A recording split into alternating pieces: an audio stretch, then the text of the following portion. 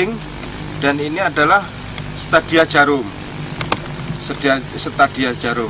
Nah, untuk mata stadia bintang ini bagus, tapi harus memerlukan ketelitian pada saat menanam karena ini sangat rawan sekali. Nah, kemudian untuk kita di Pawi kita menggunakan stadia pancing. Stadia pancing ini sedang ini, dan kalau ini dipindah ke lapangan ini akan cepat pertumbuhannya. Nah, kita biasanya nanam ini dilaksanakan kalau kondisi kecambah ini banyak, kita laksanakan penanaman pagi dan sore, ya. Nah, kecambah yang diambil dari bedengan itu ditaruh dengan menggunakan tampah yang dilapisi dengan serbuk ini, dilapisi dengan serbuk gergaji ini, dan nanti di sini sudah dihitung. Kemudian untuk dibawa sana ini masih ditutup dengan serbuk gergaji tipis-tipis, nanti dibawa ke sana. Nah, ini sudah, nanti prosesnya ini kita akan menuju ke penanaman untuk batang bawah di lapangan. Kita akan menuju ke sana bagaimana cara menanam stadia pancing ini.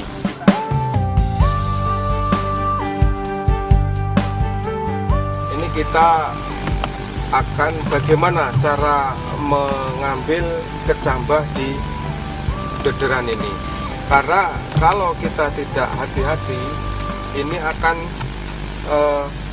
patah atau putus, ya. Bijinya, lembaganya itu dengan batangnya ini. Nah, ini sangat hati-hati.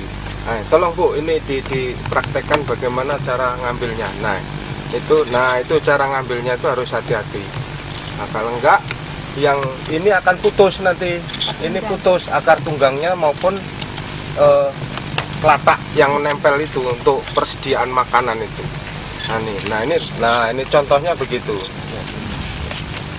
Nah, contohnya demikian. Nah, nanti setelah kayak gini, nanti dimasukkan ke tampah itu dihitung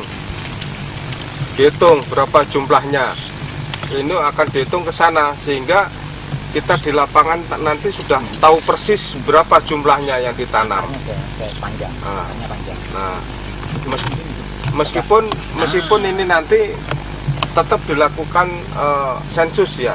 Sensus tiap bulan itu dia laksanakan sensus sehingga akan tahu berapa sebenarnya batang bawah yang bisa hidup di sana.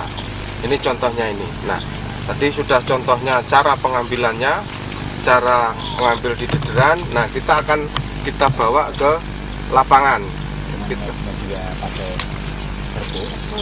Nah, meskipun disiram, ini tetap masih lembut ini. Contohnya kita ambil sampel panjang akarnya. Nah, ini contohnya panjang akarnya lurus-lurus ini. Nah, ini contohnya ini. Contohnya ini bisa lurus-lurus dan akarnya panjang-panjang. Nah, ini yang kira-kira kita menggunakan serbuk gergaji. Nah, ini kesulitannya cari serbuk gergaji ini kalau kita tidak jauh dari tempat pangklong penggesekan kayu ini.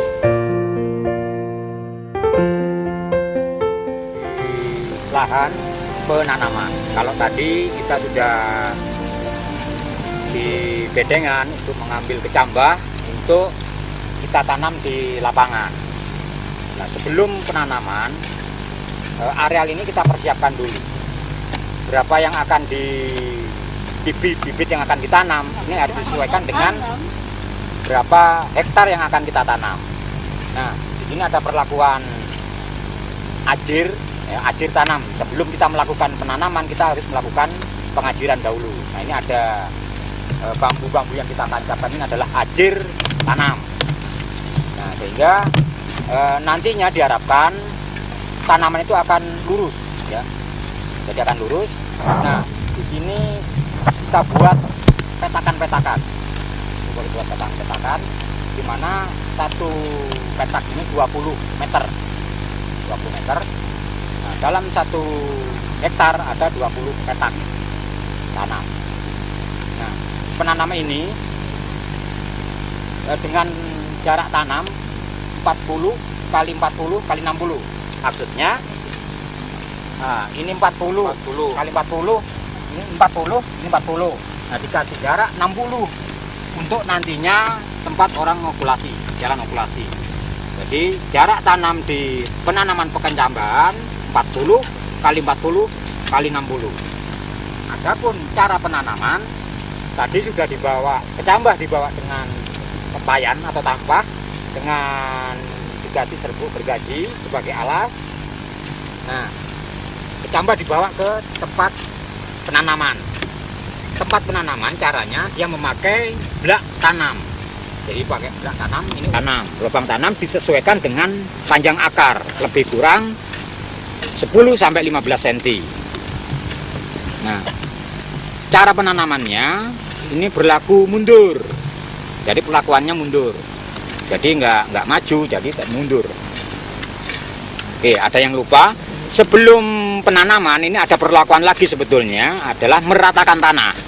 Jadi kita memberikan media penanaman tadi, ini diratakan dulu tanahnya. Kita bersihkan dari akar, dari sisa-sisa daun, mungkin ada sisa-sisa batang, kita bersihkan semuanya.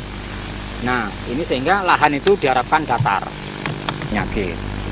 Nah, setelah dilakukan penanaman, nantinya akan dikasih tanda, karena kecambah itu akan kabur kalau misalnya karena warnanya sama dengan warna tanah. Ini dikasih tanda pakai serbuk gergaji tadi. Gergaji. Nah, ini sebagai tanda. Kedua sebagai mulsa, sehingga dia bisa menahan kelembaban dengan cara tanam.